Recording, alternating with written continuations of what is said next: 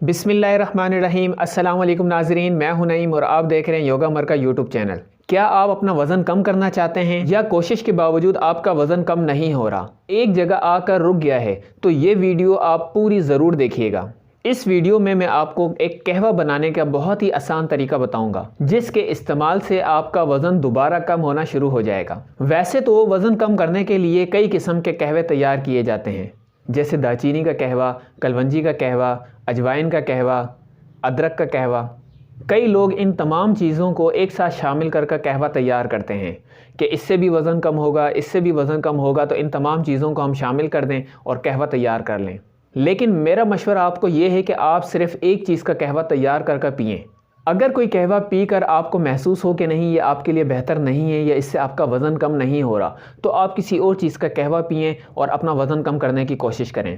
ضروری نہیں ہے کہ آپ نے ان تمام چیزوں کو شامل کرنا ہے جن سے وزن کم ہوتا ہے، لیکن اگر آپ کو لگتا ہے کہ صرف قہوہ پینے سے آپ کا وزن کم ہو جائے گا تو آپ غلط سوچ رہے ہیں۔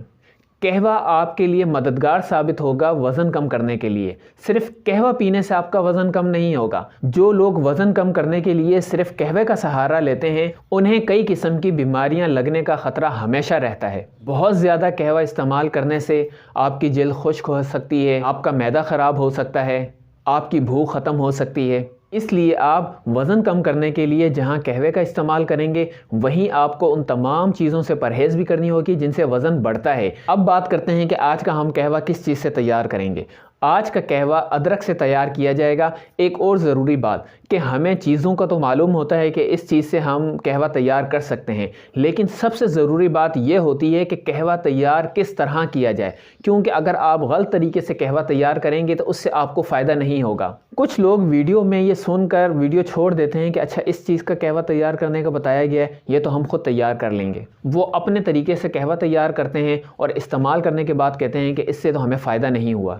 اگر آپ چاہتے ہیں کہ آپ اس قہوے سے پورا فائدہ حاصل کریں تو آپ اس ویڈیو کو پورا دیکھیں اور جس طریقے سے میں آپ کو بتا رہا ہوں کہ آپ نے یہ قہوہ تیار کرنا ہے اس پر عمل ضرور کیجیے گا۔ اب بات کرتے ہیں کہ ہم نے قہوہ کس طریقے سے تیار کرنا ہے۔